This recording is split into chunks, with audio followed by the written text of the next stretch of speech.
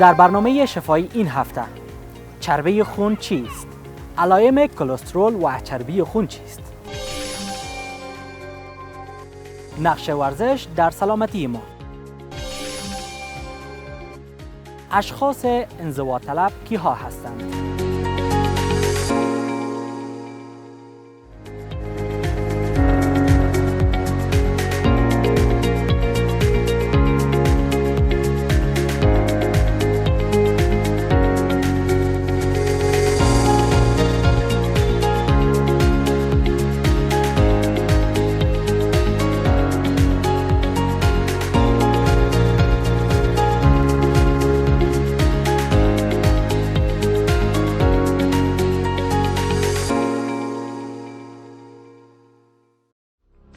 سلام، وقت همه شما عزیزان بخیر. امید جور و صحتمند و سرحال باشین.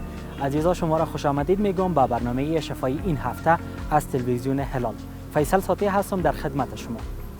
در این برنامه روی موضوعات جالب صحبت خواهیم داشت که ان شاء الله که مورد پسند شما قرار بگیره. موضوع این برنامه ما قسمی که در اول برنامه به شما گفتیم در مورد چربی خون و یا هم کلسترول خون هست که کلسترول خون چی هست، مضراتش بر بدن چی هست و چطور ما بفهمیم که تکلیف ما حاد شده و چربی خون ما بلند رفته و ما کی پیش دکتر مراجعه کنیم. در مورد با دکتر صاحب حبیب الرحیم حزیم متخصص داخلی عمومی و طب فامیلی مصاحبه داریم که توجه شما را به او جلب میکنیم. با ما باشین در این بخش برنامه. دکتر صاحب را با خود داریم. خوش آمدین دکتر صاحب. السلام علیکم خدمت شما و بیننده های عزیز تلویزیون هلال. سلامت باشین. تشکر از اینکه وقت دادین. جناب دکتر صاحب اگر بیم ای که چربی خون چی هست؟ چربی خون خو افزایش یک تعداد از بگویم انواع چربی ها یک و یا چند تعدادش در خون هست که وقتی که از اندازه نرمال بلند بروه از او جمله HDL کلسترول ما میگیم و یا LDL کلسترول و همچنان تریگلیسیراید. افزایش میزان از اینها به جز از HDL که یعنی بلند بروه خوب هست و کم شوه مشکل به بار میاره، دیگه زیاد شدن خود کلسترول و تریگلیسیراید ما به نام چربی خون یاد میکنه. بله. خب فرق کلسترول با چربی خون چی هست و چی نقش را بازی میکنه در چربی خون؟ کلسترول اونمو چربی بدن هست که زیادتر در ساختمان بدن هم به مصرف میرسه و افزایش از اندازه زیادش سبب بند شدن و یا باریک شدن رگ‌های خون میشه، به خصوصا در قلب و همچنان اعضاهای دیگه و افزایش از این سبب زیاد شدن حملات قلبی و حملات سکته مغزی و اینا میشه. اما تریگلیسیراید که نوع دیگه چربی خون است، او همون چربی است که ما به مصرف میرسونیم، یعنی انرژی به ما آزاد میکنه وقتی که مصرف شد و همچنان اگر که مصرف نشد ذخیره میشد، خصوصا در اطراف شکم، پشت گردن اینجاها و در مواقع ضرورت به ما بگیم انرژی میده، چون میسوزه، حل میشه، انرژی آزاد میکنه. ولی اگر هر دو تایزی هم کلسترول و هم تریگلیسیراید از اندازه که نرمال از خون زیاد شود، باز ما امیر چربی خون میگیم و کلسترول یک جزء بزرگ از این انواع چربی هست. ما چطور بفهمیم که امی میزان کلسترول و یا هم چربی خون ما در بدن ما بلند رفته و چطور علائمش را بدانیم؟ سوال بسیار خوب است و ما خدمت بیننده ها و شما امیر میخوایم بگوییم که اکثرا بلند رفتن چربی خون کدام علائم خاصی نداره. یعنی اینطور کسی نمیفهمه که آیا چربی خون ما بلند است یا نه مگری که او را تست بکنه. گاهی میتونه که علائم داشته باشه، مثلا سرگنگسی و یا سردردی و یا گاهی اگر بسیار بلند بروه سبب خیرگی چشم به صورت موقت یا طولانی تر در یک مدت شب و روز طور ایجاد شود. اما توصیه ما به تمام کسایی که فکر میکنن که چربی خونشان بلند هست این است که چک بکنن، به خاطر از اینکه مثل که فشار گاهی علائم نمی داشته باشه و آهسته آهسته بلند شده میره و چربی خون هم اینطور میتونه که هیچ علائمی نداشته باشه و با تست خون میتونه آدم تمیز بکنه که آیا چربی خون ما بلند است یا نیست. بله. چی زمان پیش دکتر مراجعه کنیم؟ خب یک تعداد توصیه ها به او کسایی که قبلا تشخیص شده برای اونایی است که حداقل در بین 6 ماه تا 1 سال حتما یک بار چک بکنن میزان کلسترول، تریگلیسیراید و HDL و LDL و اینا را حتی افراد عادی؟ بله، کسایی که خصوصا سنشان از 35 بالا است و یا تکلیف شکر دارن یا تکلیف گرده دارن و یا تکلیف فامیلی چربی خون دارن که در اون صورت ما حتی به بعضی کسا از سن 20 سالگی میگیم که چک بکنن، چون میتونه که حتی در زمانی که یعنی از 13 14 ساله کسایی که به شکل فامیلیال یا به شکل فامیلی که هم پدرشان و هم مادرشان چربی خونشان بلند است و خدا نخواسته مشکلات امراض قلبی در فامیلیشان است، اونا از سن یعنی جوانتر باید شروع کنن چک بکنن. اما کسایی که تکلیف ندارن معمولا از سن 35 تا 40 سالگی به بعد ما توصیه مهمی است که یک بار چربی خون خود هر سال یا هر 6 ماه چک بکنن یا به یک بار، به خاطر از اینکه امکان داره که در سالهای متفاوت این تغییر کرده بره و هر قدر سن بالا رفته میره چربی خون وقتش افزایش پیدا میکنه. زو خاطر است که چک کنن سالانه یک بار یا هر 6 ماه یک بار. آیا خوراک همچنان در کنترل کردن چربی خون رول داره؟ بدون شک. خب چون یک تکلیف غذا هست اصلا با مانند شکر که وقتی که ما از یک تعداد غذاها یعنی پرهیز میشیم چون اونا میزان قند خون زیاد میکنن، همین قسم یک تعداد غذاها هم سبب زیاد شدن یعنی چربی خون میشه، با خصوص غذاهایی که یعنی چرب هستن یا از روغن ها در روغن پخته میشن یا روغن خودش زیاد داره، انواع گوشت ها که زیاد روغنی باشه و همچنان یک تعداد مثل غذاها مثل تخم، مثل دیگه ما یک تعداد میوه های که یعنی بگیم میوه خشک هستند که سبب زیاد شدن کلسترول و میزان چربی خون میشن. اولی بهتر زیادتر بگیم او وقتا چربی خون به وجود میاد که ما میزان اندازه یا غذا را که میخوریم او در بدن ما ذخیره شه و ما او را استفاده نکنیم، یعنی شکل زندگی کنیم که راحت باشیم و سپورت نداشته باشیم، باز میتونه که هر نوع غذا که باشه در بدن ما به شکل چربی باز جمع شه و ذخیره شه. از چه نوع غذاهای باید کسی که مریضی چربی خون را داره جلوگیری کنه؟ خب از تمام انواع اقسام چربی ها در مجموع ما میگیم که کنترل بکنن مریضا و کمتر استفاده کنن. طور مثال این روغن های نباتی، روغن هایی که با نام unsaturated fat یاد میشن، saturated fat یا unsaturated fat خوی به نوع اقسامی هست که چربی خون بلند میکنن، یا گوشت گوسفند خود از این چربی خون بلند میبره باشه اگر زیاد استفاده شود. و یا باز هم بگویم از غذا که هم ما پس به طرف ازی بریم که غذاها خب ما طبیعتا میخوریم، ولی یک تعداد غذاها خواهی نمی که چربی خوراکی بود این را کم میکنیم، ولی در پالایش باید ما که انرژی را که میگیریم غذایی که میخوریم باید به مصرف برسونیم، به این معنا که ما باید حرکت داشته باشیم تا او احتراق شود بسوزه و چربی خون پایین بیاد. در غیر صورت اگر ما شکل زندگی کنیم که بیشتر بخوریم و کمتر تفریح داشته باشیم یا حرکت داشته باشیم با چربی خون پیدا میشه و بلند میشه. بله، سلامت باشین دکتر صاحب. یک میان برنامه داریم دوباره برمیگردیم. زنده باشین.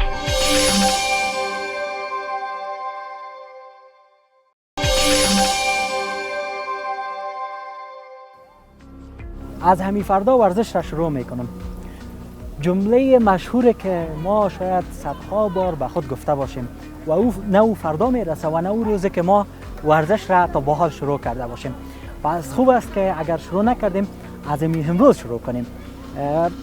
در آمریکا ثابت شده که ورزش میتونه نسخه خوبی باشه به جای ادویه و دوای دکتری و طبی، و زیاد دکترها هستن که نسخه طبی و نسخه دوایی خود را به نسخه ورزشی تبدیل کردن. پس چه خوب است که ما همچنان ورزش بکنیم تا سالم بمانیم. البته فراموشم نشه کلیپ زیبایی داریم که تقدیم شما میکنیم، با هم کلیپ را میبینیم.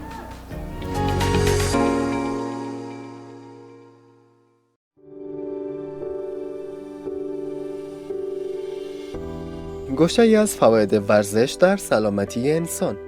تحقیقات مربوط به ورزش کردن با آسان خوابیدن به تازگی انجام شده است. این تحقیقات نشان داده است که به طور میانگین 20 الی 30 دقیقه ورزش برای 3 تا 4 روز در هفته کمک می‌کند که خواب آسان‌تری داشته باشید. هرچند بهتر است که روزها یا بعد از ظهرها ورزش کنید، نه شب‌ها قبل از خواب، چون در این صورت خیلی پر انرژی خواهید شد و به سادگی خوابتان نخواهد برد. ورزش کردن کمک می‌کند آسان‌تر خوابتان ببرد و بهتر بخوابید و ساعت خوابتان را هم بیشتر خواهد کرد. همچنین کیفیت خواب شما را هم بالاتر خواهد برد و سبب می‌شود که خواب عمیق‌تری داشته باشید. کنترل وزن.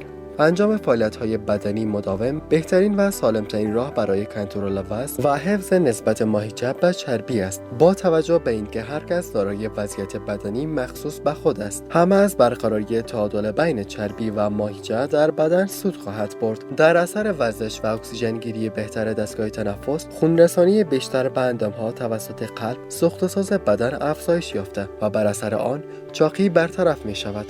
ورزش کاهش وزن را تسریع می کند و به حفظ وزن در اندازه معین کمک می کند. قند و چربی خون توسط ورزش کاهش و انرژی بدن افزایش می یابد. جوان نگه داشتن فکر. ورزش می تواند به جوان نگه داشتن فکر شما کمک کند. تحقیقات انجام گرفته بر روی موشها نشان می دهد موشهایی که در روز روی یک چرخ می دوند سلولهای عصبی جدید بیشتری تولید کرده و ارتباطات تقویت کننده حافظه در مغزشان نسبت به موشهای ساکن و به حرکت بیشتر است. تحقیقات انجام گرفته روی انسانها در مورد پیری و ورزش نیز نشان می دهد که بین فعالیت‌های جسمانی و حفظ توانایی شناخت در افراد پیر ارتباط وجود دارد. مفصل‌ها، استخوان‌ها و ماهیچه‌های شما را سالم‌تر نگه خواهد داشت. هرچه سنتان بالاتر می‌رود، تراکم استخوان‌هایتان و انعطاف پذیری مفصل‌هایتان کمتر خواهد شد. ورزش کردن به طور منظم یکی از بهترین راه‌ها برای کم کردن مشکلات مربوط به ماهیچه‌ها، مفصل‌ها و استخوان‌ها است. یک برنامه ورزشی منظم به شما کمک می‌کند که قوا و انعطاف پذیری خود را حفظ کنید. حافظه را قوی تر خواهد کرد. پیاده روی 3 روز در هفته به مدت 45 دقیقه برای بالا بردن زیرکی و هوش شما کافی است. افرادی که روی قاعده منظم ورزش می کنند قدرت تمرکز بهتری دارند. احتمال ابتلا به تعداد زیادی از مریضی ها را کاهش می دهد. بهترین نتیجه که از تمرینات ورزشی گرفته می شود این است که احتمال ابتلای شما را به تعداد زیادی از مریضی های جدی و کشنده مثل مریضی های قلبی، فشار خون بالا، پوکی استخوان، دیابت، چاقی، کلسترول بالا، سرطان سینه، ایست و حملات قلبی و ورم مفاصل را کاهش می دهد.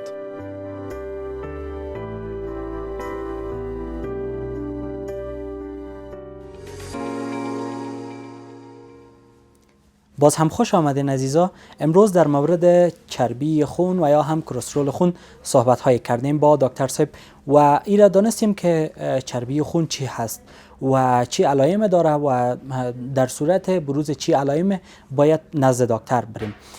حالا از دکتر صاحب میپرسیم که دکتر صاحب نقش ورزش در کنترل چربی خون چی هست؟ بله، سوال بسیار خوبی است.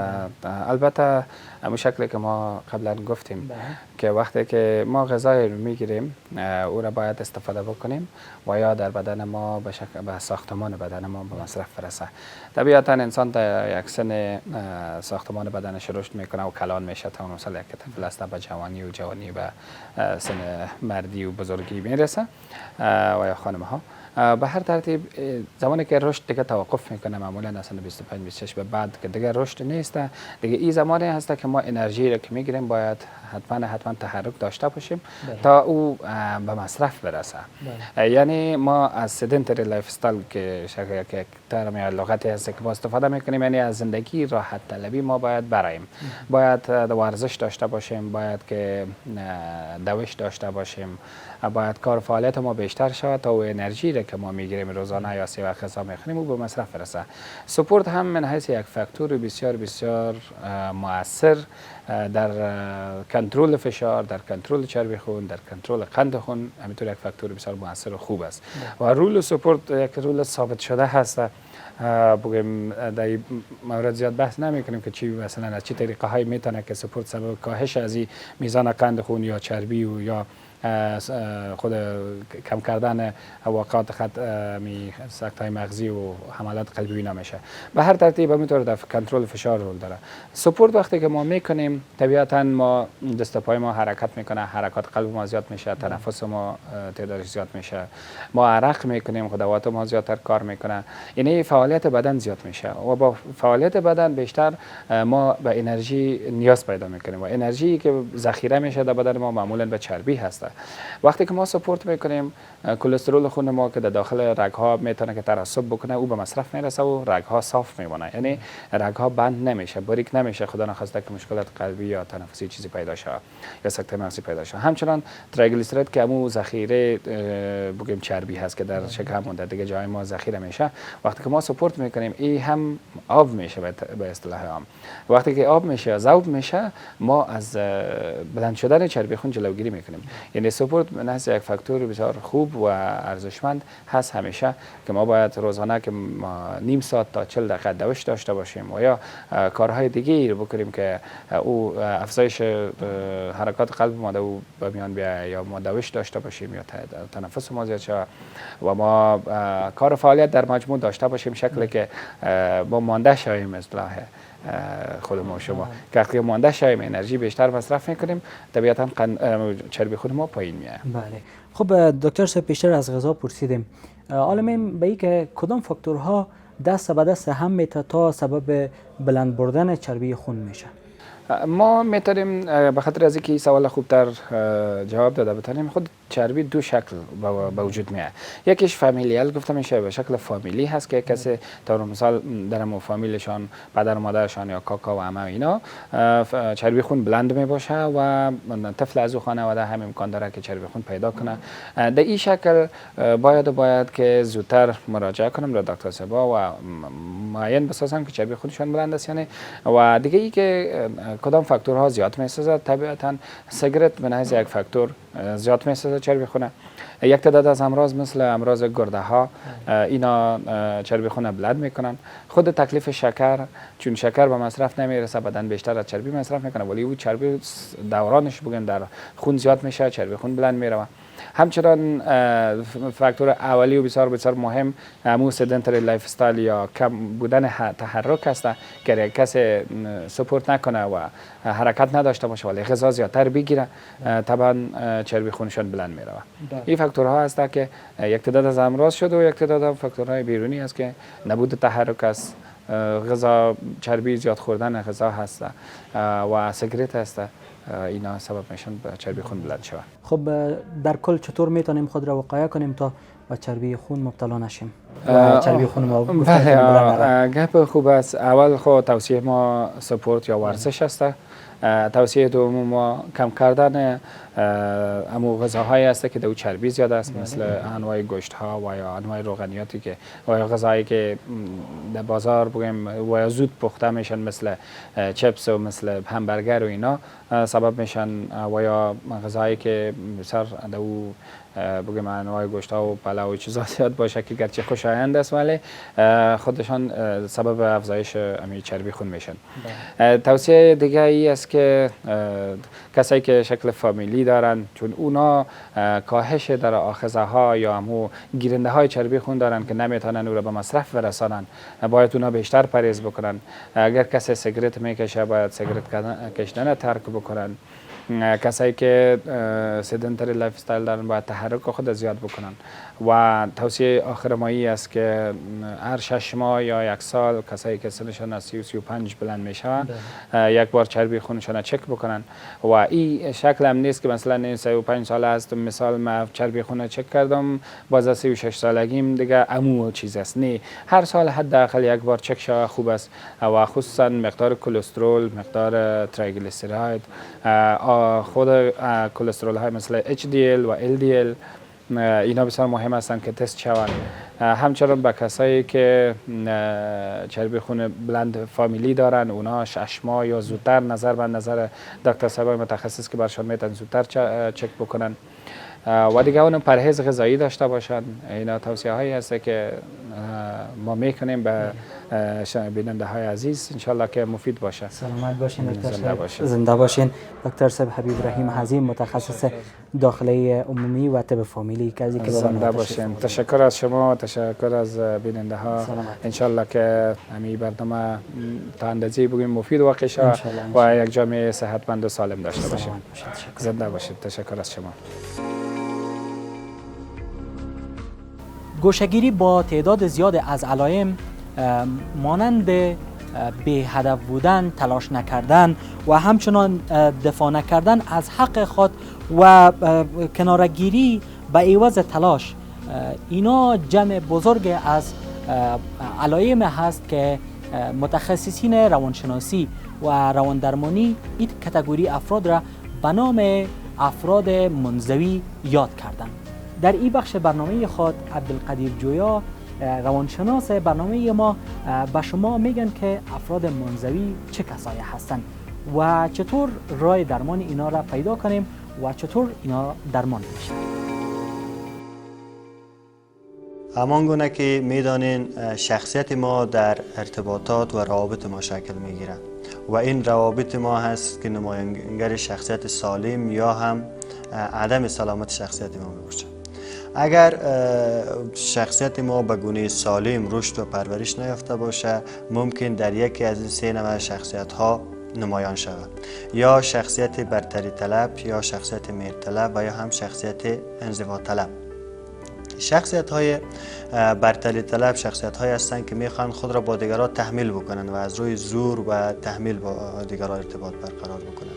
شخصیت های مهر طلب شخصیت های هستند که میخوان با چاپلوسی و تملق و از این طریق بخوان با دیگران ارتباط برقرار بکنند. اما شخصیت های انزوا طلب شخصیت های هستند که از ارتباط با دیگران گریزان هستند و نمیخوان با دیگران ارتباط داشته باشند. ویژگی های شخصیت انزوا طلب یا عزلت‌گزین چی هست؟ نخستین ویژگی شخصیت انزوا طلب یا عزلت‌گزین این هست که یک انسان تماشاگر و غیر فعال هست. یعنی در فعالیت ها پیشتاز نیست، دست به فعالیت نمیزنه و برعکس اگر کسان دیگه هم فعالیت را آغاز بکنه اینها با اونها همراهی نمیکنه، بلکه کوشش میکنه به حیث یک انسان بی‌طرف، یک انسان تماشاگر و یک انسان بی تاثیر خود را از فعالیت ها گوشه میگیره. و ویژگی دیگر اینهایی است که از معاشرت با دیگران فرار میکنه و زیاد کوشش میکنه که با دیگران ارتباط نداشته باشه و به این خاطر هم هست که بیشتر در تنهایی و انزوا به سر میبره. ویژگی دیگر این شخصیت ها این است که زیاد انسان های صمیمی و اهل مهر و محبت نیستند، بلکه انسان های خشک و بیروح هستند که نمیخواهند با دیگران رابطه برقرار کنند، با دیگران رابطه داشته باشند و حتی از ارتباطات سالم انسانی که بین دوستا و بین همکارا و بین افراد یک جمع وجود می داشته باشه، اینها از اونها دوری میکنند.